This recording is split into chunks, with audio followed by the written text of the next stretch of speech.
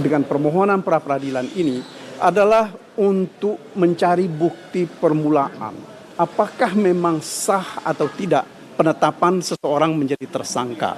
Nah, ketika permohonan ini digugurkan karena alasan formal bahwa ada tindakan dari KPK yang melimpahkan berkas perkara, sebenarnya yang dilakukan adalah mengesahkan tindakan-tindakan buruk dari KPK ini. Ya. Saya katakan buruk kenapa? Karena mereka mencoba melakukan penundaan. Ya. Pertama mereka melakukan penundaan persidangan ketika dipanggil. Kemudian yang kedua, mereka juga melakukan tindakan-tindakan yang mengabaikan hak asasi dari Pak Hasto.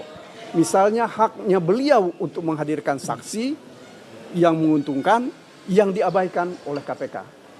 Kemudian yang ketiga, mereka secara sengaja ya, melimpahkan berkas perkara 1 hari sesudah berkas perkara dan orang diserahkan oleh penyidik kepada penuntut umum. Ini artinya apa? Ini memang terstruktur dan sistematis dilakukan oleh KPK untuk menggugurkan perkara pra peradilan ini. Ya, saya berharap bahwa cukup banyak orang yang akan terusik dengan ini. Tetapi kalau tidak ada orang yang terusik dengan peristiwa ini, maka tunggulah saatnya. Ya, proses hukum akan dibuat sedemikian rupa, akan diporak-porandakan, akan dimain-mainkan oleh orang-orang atas nama kewenangan. Ya. Padahal kewenangan itu tidak seperti itu. Sebab satu hal yang harus kita ingat betul. Hukum acara itu adalah untuk membatasi kewenangan penyidik yang hendak mereka lakukan. Bukan cara-cara seperti ini. Ya. Bukan sebagai tools atau sebagai jalan bagi mereka untuk mempermudah mereka menggunakan kewenangan-kewenangan yang tidak adil dan melanggar hak asasi. Ini yang kita sesalkan. Jadi sekali lagi saya ingin menyampaikan selamat kepada KPK ya, yang sudah dengan itikat buruknya dibenarkan oleh pengadilan. Mudah-mudahan ini tidak kena pada mereka pimpinan-pimpinan KPK itu nanti. Saya kira begitu yang saya sampaikan. Terima kasih atas perhatian kawan-kawan. Kalau ada yang cukup ya, makasih. Kalau untuk selanjutnya kan ini artinya akan menjalani sidang begitu yang sudah siap dari pihak.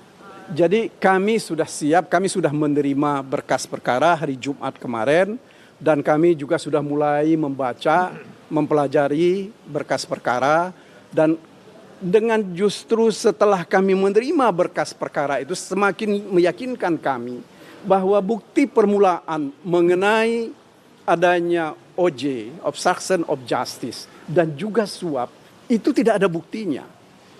Apalagi ini khususnya untuk suap sudah diuji di 2 perkara yang lain. Jadi saya kira ya kita bisa lihat nanti di persidangan apakah memang betul ya seperti yang digembar-gemborkan oleh pimpinan KPK dan penyidik-penyidik KPK bahwa mereka punya bukti. Ya.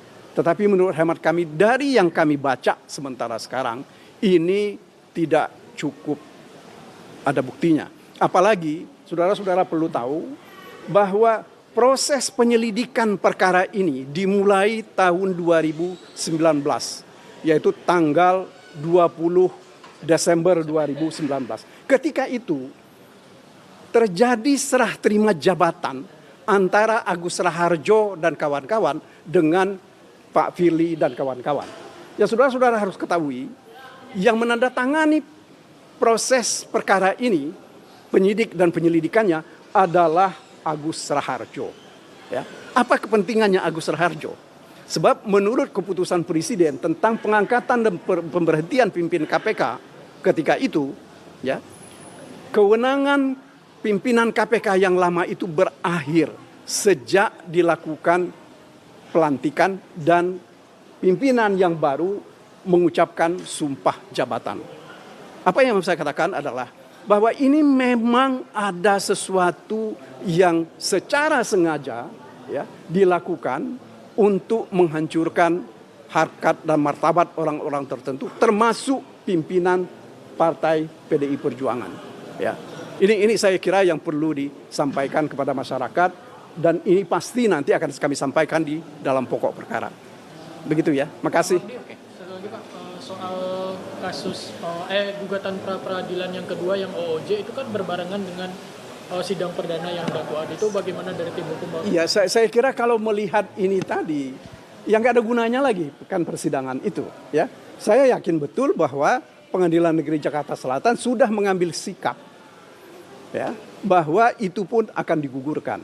Saya merasakan itu ketika tadi pagi, ya, ketika Ketua Majelis Hakim menyampaikan bahwa menunda ini sampai pukul 1:30. Artinya ini memang sudah ada sesuatu yang mereka siapkan dalam hal ini putusan. Jadi saya kira kami yakin bahwa untuk perkara OJ itu pun akan diputus dengan putusan yang sama. Ya, sekali lagi inilah pencideraan terhadap proses hukum yang secara sengaja dilakukan oleh KPK. Ya. Terima kasih. Oke, yuk, terima Oke kasih ya. teman-teman.